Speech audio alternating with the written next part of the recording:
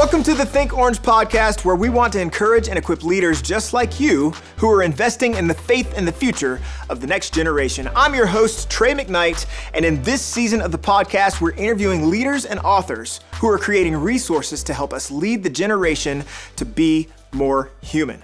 And we're so excited for you to get to hear this conversation with our interviewer, Mitchell McGhee, and our guest, Amanda Roman Leak. Amanda grew up in the melting pot of Chicago, Illinois. She's a longtime creative, proud of her Latin roots, and embraces the many facets of culture, her own as well as others. Amanda and her husband Ryan reside in Dallas, Texas, where they are raising their two boys, Jackson and Roman, with opportunities to soak in their own cultural experiences. The dream of writing a book that celebrates cultural diversity from a child's point of view is now a reality in Jackson and the Not So Colorful Day, and it is Amanda's greatest hope that as families read it, they'll be inspired to see the beauty of cultures all around them. We can't wait for you to get to learn from her, so let's dive into the conversation now. Oh my goodness, I am so excited about this conversation today. We have Amanda Roman Leak with us today. Amanda, how are you? Hey, I'm doing good. How are you? I'm so good, and I can't tell you how excited I am to introduce you and your new book to the Orange audience. This is so beautiful. I mean, can you believe this?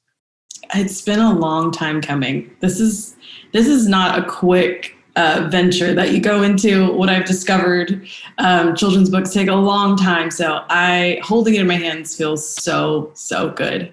Yeah, and not just that, it actually does feel good to the touch. I can't wait for our listeners to actually get one of these in their hands. Now, Amanda, listen, today we are here on the Think Orange podcast. We're so excited to talk about your book, Jackson and the Not So Colorful Day. And our listeners today, they are leaders, they're parents, they deeply care about the next generation, as I know you do too. And I can't tell you how excited I am to give people handles to figure out how to navigate some of the conversations that Jackson brings up into the world. But before we do that, I think we need to know who Amanda Roman Leak is. So who is Amanda Leak? Yes. Well, thank you for saying my all of my names. I really appreciate that. That's super important to me. So I was born and raised in Chicago.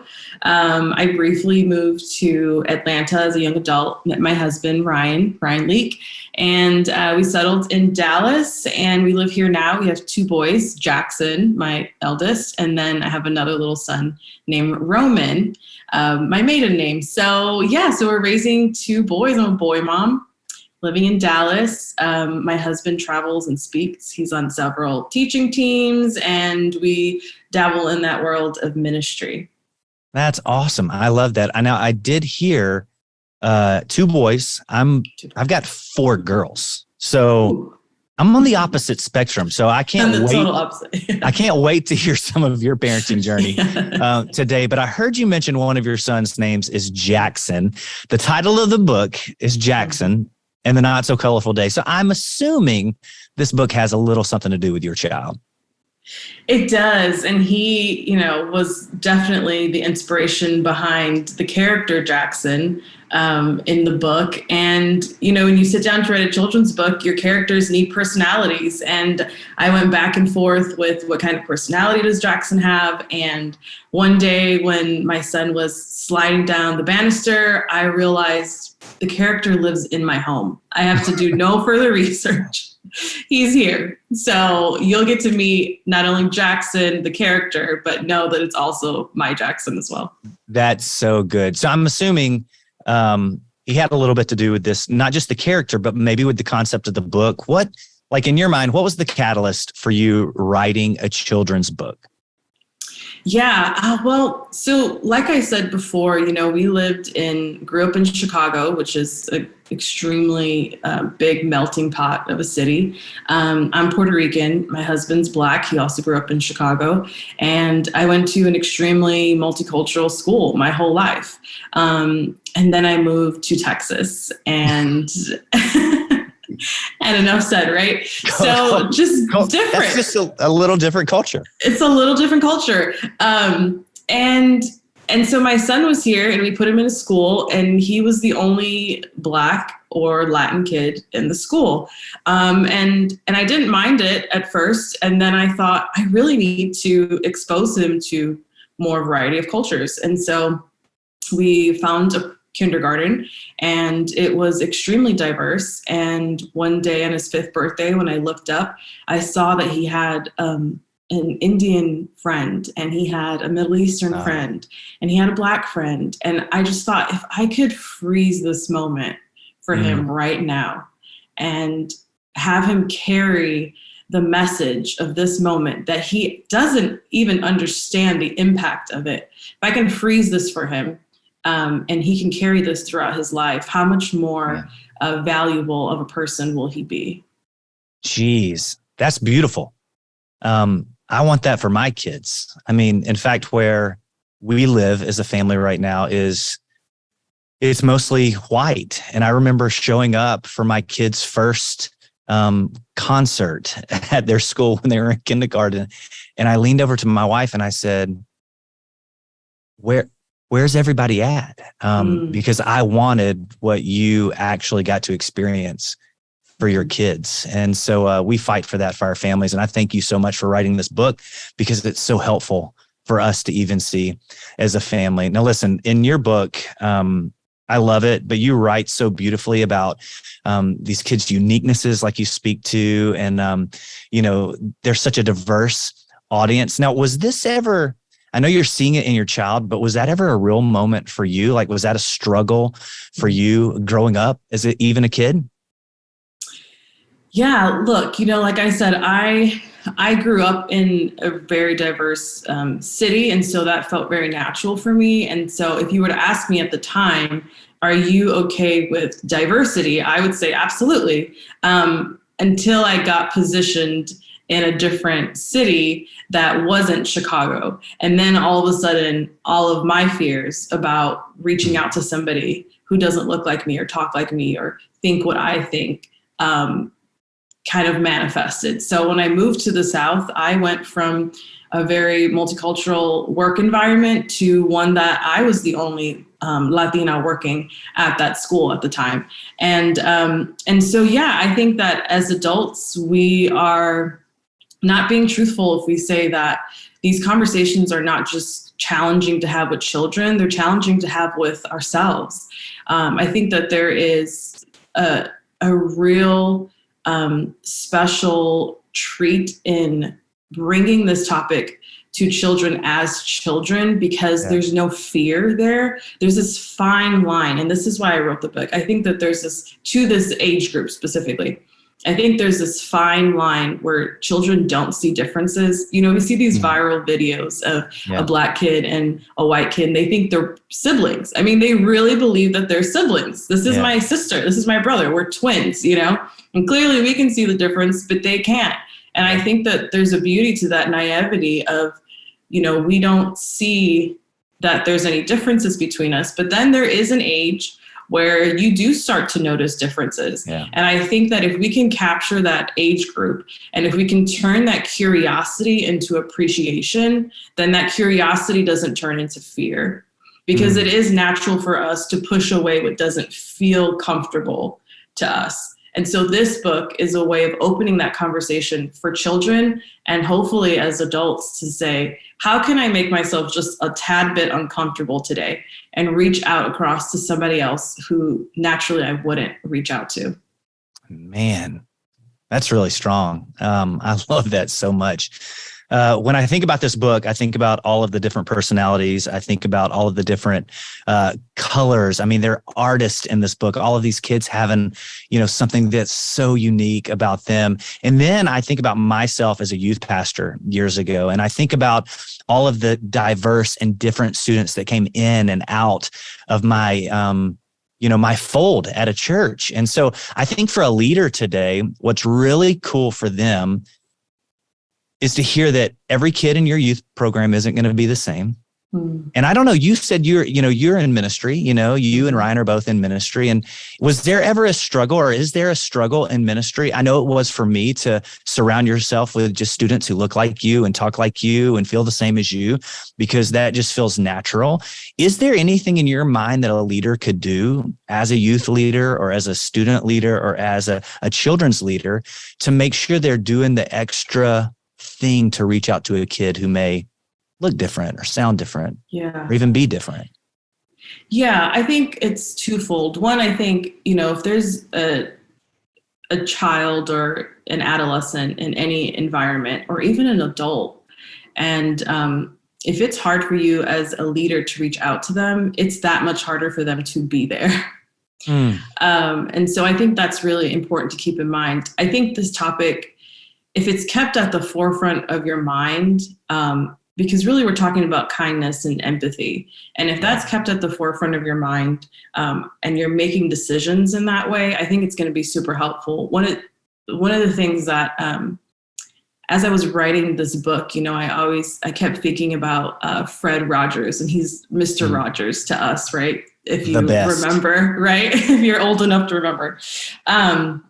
He was a really big inspiration for me, because he took these really challenging topics and he brought them down to kind of bite-sized chews for all of us, for children. And he was very adamant that he was also speaking to the parents as well. And so as I was writing this book, something that came to mind was, in the Bible, when Jesus says to bring all of the children to him, to let all of the children come, he doesn't first stop and say, but separate them and then send me the important ones first, and I'll get to them in subcategories. And we know that that's not his heart at all. He just said, let all the children come to me. Yeah. And I think as leaders, if we can take on that mindset, especially working with children and youth and young adults, let all of the young adults come to me. Let all of the children come to me, and let me have my hands out open enough that I'm not closing the circle, but I'm making a bigger one around them. Man, you're preaching today. I mean, it literally brings tears to my eyes thinking about how I used to treat students and engage with students. And I wish I could go back and bring them all in and create a strategy to bring them all in, because I know it's not natural. And I know for some leaders listening today, that may be a temptation for them, is to just work in their nature.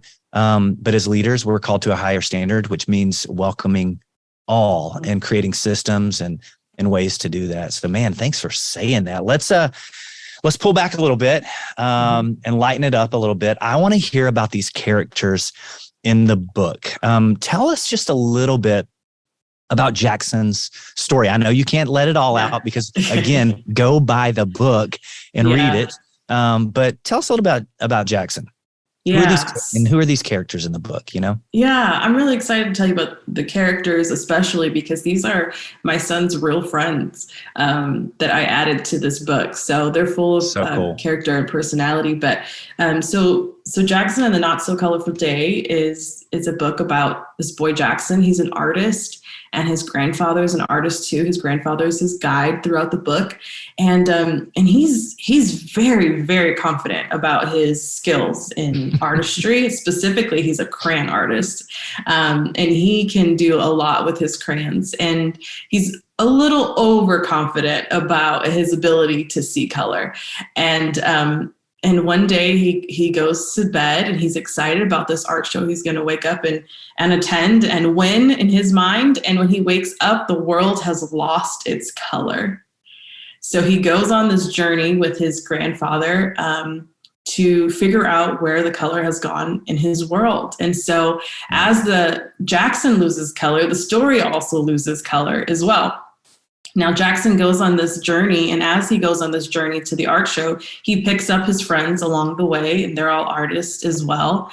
And he's, Jackson is somewhat of a moody kid, and so he's excited about the art show, and then he's kind of, sad that he can't find color. And we go on this journey with him, and he finally reaches the art show.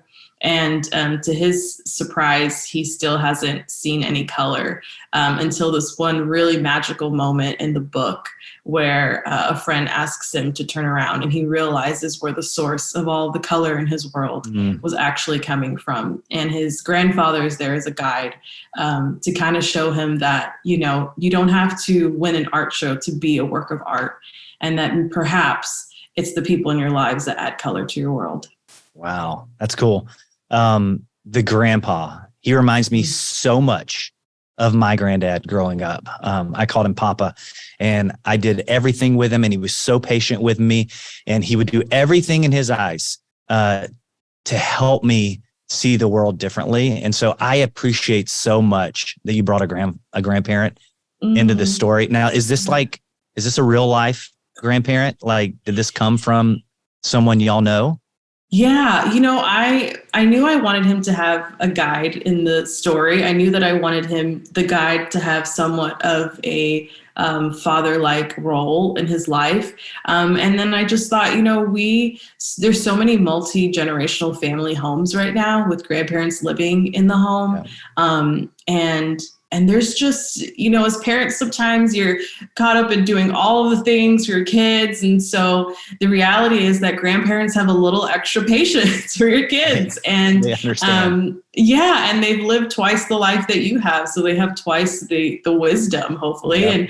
Yeah. And I just thought he was a good example to Jackson of how to live his life. And in the book, he tells Jackson, I lost all the color in my world once too. And they're both artists, and they have this bond. I think it's so important as leaders to really to love on these children and to love on these youth and adults, but also to encourage them to be part of a family unit and to honor parents and to honor grandparents. And so that's why I thought it was a really special idea to add a grandfather to the story. Yeah. There was something really beautiful even about, as frustrated as Jackson seems, which we all get frustrated, right? Because we want our way and we want our thing to happen.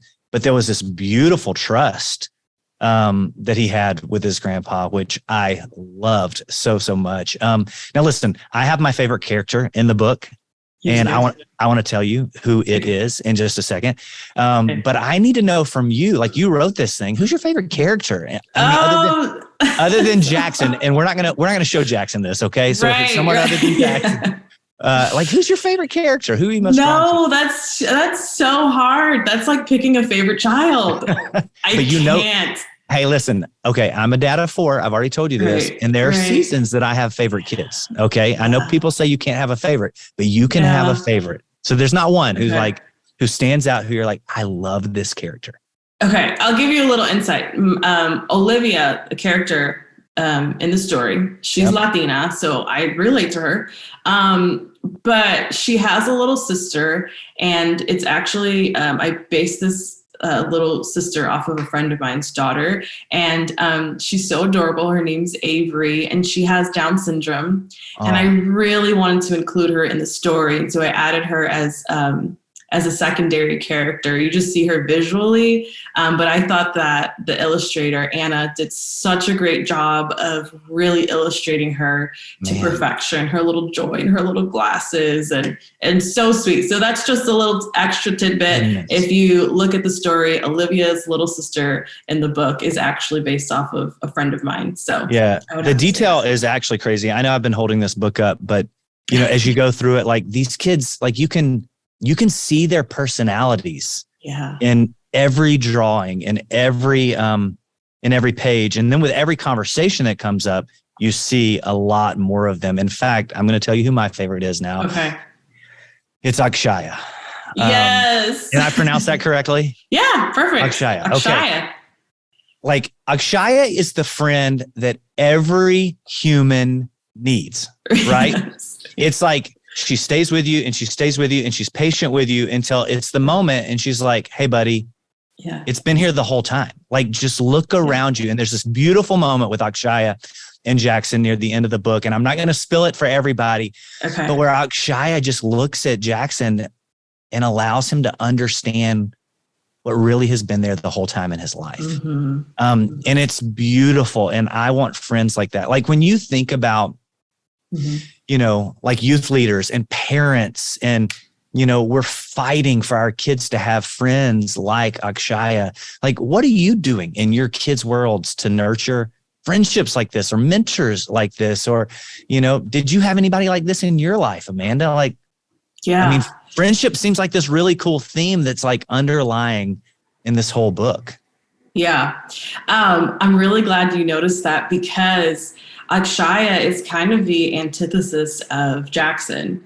So if you speak Enneagram, let's say Akshaya would be a 7 and Jackson would be a 4. So Akshaya is the ultimate optimist. She squeals. She's so excited about everything. And Jackson kind of takes you on this emotional roller coaster a little bit. He's bored. He's happy. He's sad. And so I purposely paired them at the end there because I wanted to show how you do need friends who are different than you. Whether that's in this book, we focus on who are culturally different than you, but also there's an element that we all need people who are even temperamentally different than us. For me, I know that we see this beautiful book that's been produced, but it definitely wasn't me on my own who got to the finish line. There's plenty of times that I wanted to give up, but I have a committee that I call around me that are all so different from me. I mean, I have a friend who will bulldoze over any problem in any situation, and she would literally not let me stop. So I have surrounded myself with different people in my life. I call them dream defenders, who, sometimes when it's just you fighting for that dream, it gets really lonely and challenging.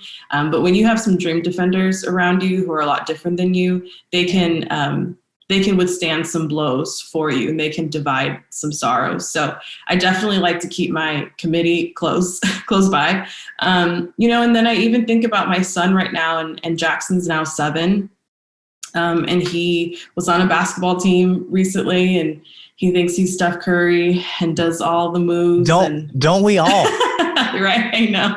Yes. I know. So he's on this basketball team, and there was some single moms that have boys on the basketball team, and my husband and I have made it a priority to engage these parents and to engage these kids, because they're not growing up in the same social economic class that my son is, or the same culture as my son is. But I just think that there's something so special about these boys that my son needs to be around. And so we do make that extra step. And right now their common ground is basketball. And so we try to find gyms and courts that we can invite them to and pick them up and go hang out. And while somebody would look at that and say, wow, you guys are really, are a blessing to these boys, to us, I see it as this is a blessing to my son. Yeah. To have this perspective on life that's not so me focused. You're such a good parent. I remember, it reminds me, my mom did somewhat a similar thing for me when I was growing up. I was one of the few white kids on a football team, and I was the quarterback, and I didn't have many friends. And I started connecting with these guys who were not like me at all. In fact, most of them were Black, and they all became my best friends. And my mom started this thing where during the season, she would invite all of these guys over to my house, and she would, none of them had cars. So she would drive all of them to my house. And I remember it was homecoming week, and I was a sophomore in high school, and my mom thought it'd be fun to like dye my hair blonde. And all my friends were like, hey, Miss McGhee, can you dye my hair too? So imagine a white mom in a white house with white people's hair dyeing all these black. I mean, all my Black friends, all their hair turned orange. Yes. And it was the funnest memory I've ever had in my life. But I love that you're doing that. And I hope some of us as leaders would even think, like, how do we do that in the context of our ministries? And when I think about your book, It's beautiful. The art design is crazy. All these kids have these beautiful, artistic things. And I know you probably had this idea like diversity was the theme, or uniqueness was the theme, or friendship was the theme, or trust and honor. Like there's so many themes that you can pull out of this. And I just think that's what any good art does, right? It allows the mind and it allows the reader to really take what they need from it. And so when you think about the intentionality that you put into this book, and you think about the art and you think about the beauty, like how did that all happen for you? Like, can you tell us about why the intentionality, how the intentionality came about? What was that work like for you? Yeah, I think, the story I wrote in my foreword in the book. I wrote this to children everywhere, and then also to my boys. This is something that anytime I have an opportunity to write something to my boys, I always add this. It's a mantra. In the book, I shortened it and said, to every kid out there, you are never aimlessly wandering through life. You have a purpose, you are known, and you are loved. And I think that was kind of the genesis of the message. If you want to think about it like this, you can kind of categorize this book into 3 different messages. There's the me message, that I matter, I have purpose, I belong here, I didn't sneak into this earth. I'm not aimlessly wandering like maybe I feel right now, but I'm known and I'm loved. And that's so important for every person to know that. And then there's the we message of, how do I include others into my world to make it more colorful? And then lastly, there's the God message, which is hopefully very plain and simple to see in this book, but that God created us all so unique, and we all add value, and God delights when we spend time with one another. So there's 3 messages. There's me, we, and then there's God. And, even as I was thinking about this podcast last night, a friend of mine posted a video of her mom. And the foreword for this book was something that I took from a friend of ours. She passed away now, but her name's Gail McWilliams. And Gail had this condition where after her first pregnancy, she lost part of her sight. And they concluded that it was the pregnancies that were causing her to lose her sight. And they told her, you probably, if you get pregnant again, you might go blind. She went on to have 4 more children. Oh, geez. And went completely blind. And she was a go-getter. She has written tons of books. She was the most positive person I've ever been around. She has 5 incredible children, adult children now. And she always told them this: you have purpose. You were born on purpose, for a purpose, and with a purpose. And her kids, as adults, can recite this till this day. And I just thought, man, if I could carry that message on to children everywhere, I mean, it's no surprise. Like, we're living in some times that I think as parents we're a little scared, if we're honest. Yeah. I think God has created our children for this time, and we shouldn't fear because He's going to equip them.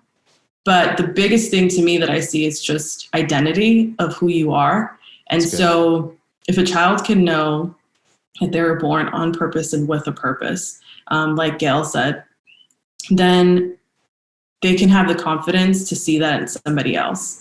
You guys have this beautiful clothing line that I love. And you guys have these shirts that I'm going to buy all of them. So hurry up if you want to buy them. Can I get a promo code or something for these shirts? Wait, which shirt? Because do you not have what shirt? Because we can just send you one. Come on. I love your shirts on kindness. Yeah. About raising kind humans. Raising kind humans. Yeah. Yeah. And I just think, what a mantra to live your life by. Like, I'm going to raise kind humans. Yeah. And I think this is like the genesis of teaching kids how to be kind. Is to be kind to people who are not like you. All right. Before I jump into my next question. Yes. Do you have one of those shirts yet? No, I don't. Done. We're sending you one. We're sending you one right now. And then maybe we put these on sale or something, and we make you like our ambassador. Who knows? Yes. I don't know. Now listen, you're talking a lot about parenting right there. So let's pull out of like the leader space for like 2 seconds. Okay. And when I hear you talk, it motivates me to have the right conversations with my kids. I'm thinking back to myself, like, what conversations am I having with my kids? What questions do I not even know that are out there? So when you think about helping someone like me who has 4 kids, or you think about the people who are listening right now who are navigating culture wars, and they're navigating, maybe my church says this about, the culture, and maybe my church says this, and we're all on such different sides of the spectrum. Like, are there anything when you think about this book and putting this into the world, what would be the most helpful thing for parents to have conversations with their kids about when you think about this book? Like, are there any conversation starters? Are there 3 things that you'd be like, man, here's what we've done with our kids? Like, any parenting advice right now? Yeah, I think, like I mentioned, my son's 7. And so I'm learning the value of asking him questions first. He and all kids are a lot more intuitive and inquisitive than we even imagine. And so sometimes, honestly, when I'm asking him questions, I'm like quietly saying a prayer of like, Holy Spirit, help me what to say when the question is, when his answer is done. Yeah. And so I, if you're reading this book at the end of it, I think the feedback that I've gotten is that it naturally opens up a discussion. That's cool. But if you still need, a little bit of a push, I always start with, who added color to Jackson's world? That's where I start. And then, who adds color to your world? And then moving it a step further of, what do you think we can do to add more color to our world? And I think you sit back and let kids, their natural inclination is to bring people close. And like we talked about at the top of this podcast, there is this line of, this is my brother, this is my sister, and you look completely different. And so to allow that to kind of steer the conversation and trust that with just the conversation that God is opening up their heart to kindness towards others. That's awesome. I don't know if you know that you did this, but you just flipped the script on that whole me, we, God thing, right? Because in your advice, even in asking questions, you started with like, who put color into the world? Yeah. And how does that person who put color in the world see you? And if he sees you that way, how does he see everyone else? Which is a really beautiful way to look at it. When you think about church leaders who are listening to this, why is this a good resource? I mean, speak for yourself. Why is this a good resource for the church? Yeah, I think, this conversation is not an easy one to have. And I'll admit that even for myself. It's not an easy conversation for parents or especially for leaders. It's just not simple enough. So we think. I think that this book is so valuable to a leader because I'm starting the conversation for you. And so with this book, when I created it, what I did was, I said, okay, we're taking this really complex topic, and with anybody, especially children, when they're learning their alphabets, we don't throw all of the letters at them at one time, especially writing them. You learn all the alphabets. We clear the page and we start with 1. And this is my version of clearing the page and just starting with a really bite-sized perspective on this, and then allowing you as the leader in your authority and in your anointing to carry on that conversation to B, C, D, and all the way through until adolescence and so on. I love that. We do want people to go buy the book. We're talking about it today. We think it's valuable. It's valuable in my life. It's already been valuable in my life.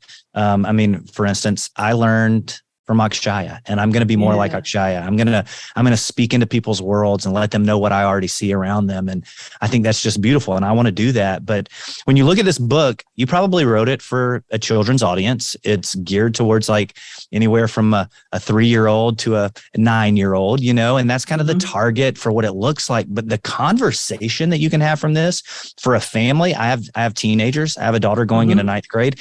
We have to have this conversation. So reading this with my entire family and not just with my little kids is such a huge win.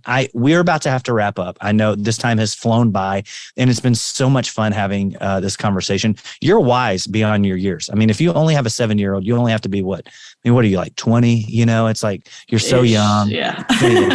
But you're so wise, and I so appreciate that.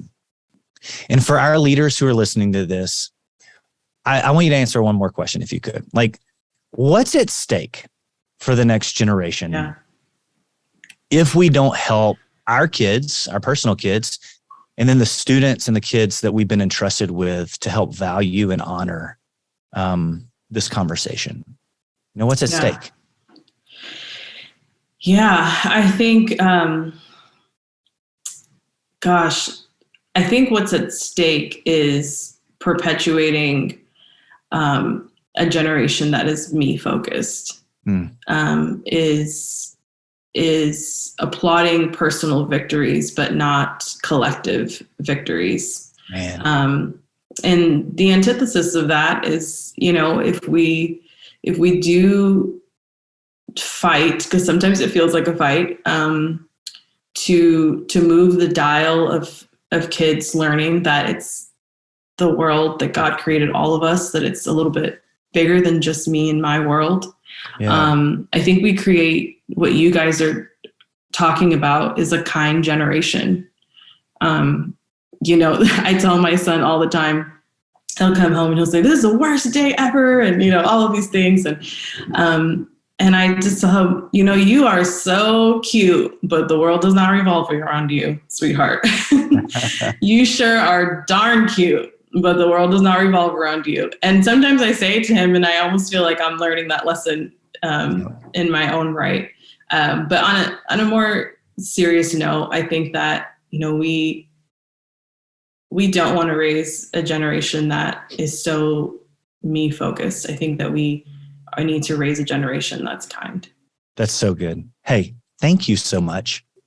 Thank you. I've enjoyed this so much. I hope we can do this again at some point because you've got so much more in you, and I know I can see it. I needed your wisdom. So for leaders out there, if you've listened to this today, one, go get this book for your families. Put it on your shelves at your church, buy it for a teacher, put it in a classroom, and enjoy all the art, enjoy the beauty of it. But most of all, I hope this will draw all of us to have deeper conversations and meaningful conversations with our kids and to celebrate everyone who is around us. So Amanda, thank you. We love you. We're thankful you wrote this book. Thanks for being here. And for all of you listening, be kind to each other and to yourselves. We'll see you all real soon. Well, we want to thank Amanda for joining us. Now, if you enjoyed listening to this conversation, you can purchase Amanda's book, Jackson and the Not So Colorful Day, in the Orange Store at orangestore.com or wherever books are sold. We would also love for you to leave us a review on Apple Podcasts. By the way, we love this review by Caleb. He said, "This is hands down the best family ministry podcast out there. It covers anyone leading ministries from birth through high school. The topics, the interviews, and messages are relevant and great. It's also fun, which makes it even better." Well, Caleb, we're glad that you enjoy it. Thank you so much for the review. And we would love for you to join us at Orange Tour to continue learning what it means to be more human. Go to orangetour.org to save your seat for our one-day training event for leaders and volunteers in a city near you. We'll see you next time on the Think Orange podcast.